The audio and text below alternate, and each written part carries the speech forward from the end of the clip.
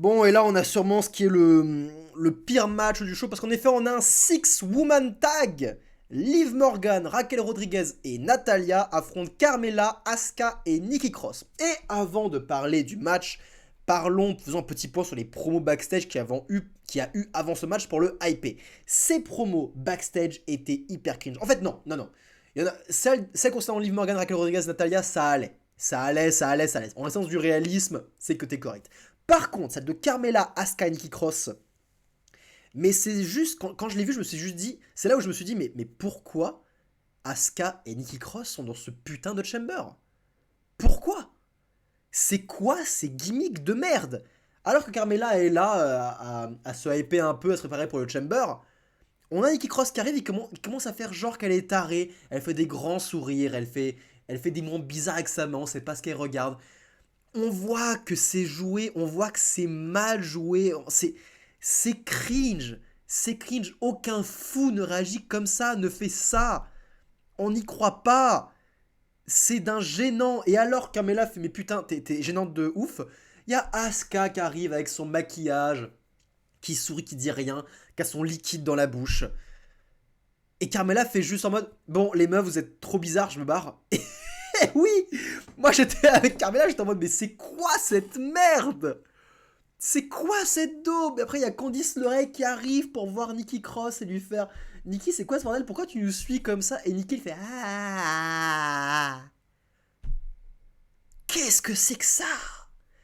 Et ça, cette promo, elle est arrivée juste après la promo entre Sami Zayn et Cody Rhodes, qui est de la meilleure télé possible. Et juste après, on a ça. C'est quoi cette daube? J'ai envie de revoir Asuka revenir, la vraie Asuka, celle du tout début. Parce que Asuka, c'est un des meilleurs talents in-ring de la fédération. Elle n'a jamais eu une bonne promo, mais en in-ring, c'est un des meilleurs talents de la WWE. Son premier gimmick, ouais, était juste normal en fait.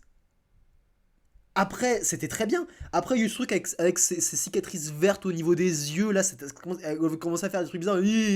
Ça commençait à devenir chelou. Moi, j'aimais pas du tout. Mais alors là, on touche les bas-fonds de la merde, quoi. Vous mettez une fausse psychopathe et une fausse psychopathe. c'est ce que c'est. Et j'ai pas à me sentir gêné en regardant un programme de catch, putain. Les entrées, bordel. Carmella qui fait son entrée, Nikki Cross qui fait la sienne et se met à courir comme une dingue. Elle avait pas la place. On a senti qu'elle a un peu le dos dans ses yeux parce que Carmella c'était un peu décalé pour laisser Nikki Cross passer parce que Nikki Cross est passée du côté où elle était le plus étroit. C'est pas vraiment une vraie folle. Enfin, il y a plein de choses, on voit que c'est pas vraiment une vraie folle. On le voit. C'est hyper gênant. Je demande juste que ce soit naturel en fait ce que je regarde. C'est tout. Et alors le match, mais c'était pareil. J'ai skippé aussi vite qu'un match à Young Bucks quoi. Au tout début du match, Nikki Cross se fait allumer par Raquel Rodriguez, donc là je suis content. Carmella arrive et demande à Raquel de faire le tag parce qu'elle va pas affronter Raquel Rodriguez. Et Raquel fait le tag. Mais putain, mais Raquel, mais décime Carmella, écoute pas la heal. Décime-la. Et puis quand Natalia et Carmella sont dans le ring, ça part direct en couille. Tout le monde s'affronte, tout le monde se bastonne. L'arbitre n'a aucun impact comme dans un match des Bucks. Bref, j'ai skippé. Je suis arrivé à la fin. À la fin, on a Asuka qui a pété un câble et qui a commencé à défoncer tous les membres de sa propre équipe avant de soumettre Liv Morgan parce que bon, c'est une psychopathe et qu'elle veut montrer que c'est elle qui a gagné le Chamber. Donc il y a pas d'équipe, c'est chacun pour soi. Je comprends la mentalité, mais avec ce gimmick-là, le problème de ce gimmick-là, c'est que on aurait dit une décision débile sous prétexte qu'elle est psychopathe en fait, et pas que c'était une décision rationnelle. Bref. Euh, je déteste tout ce que j'ai vu.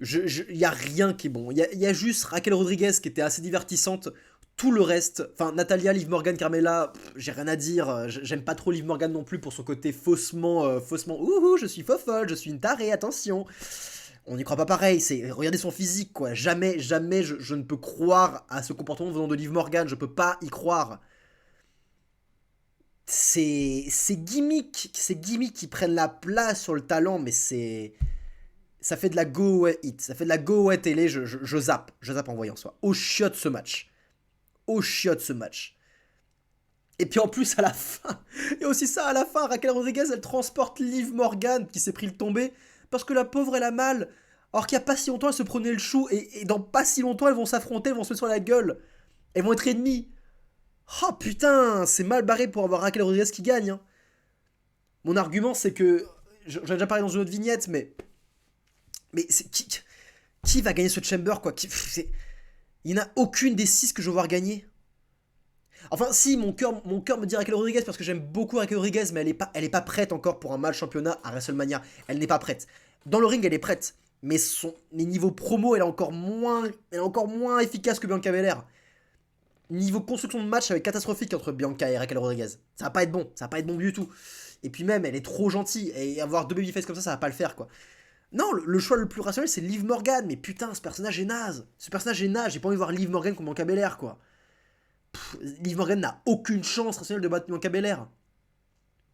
Et Asuka, par pitié, pas ce personnage pour Asuka contre Bianca Belair. Le match sera bon si on a Asuka contre Bianca Belair, mais c'est gimmick pas possible, putain. Non, on aurait dû avoir soit Bayley, soit Becky, soit Baszler dans ce chamber et remporter le bordel.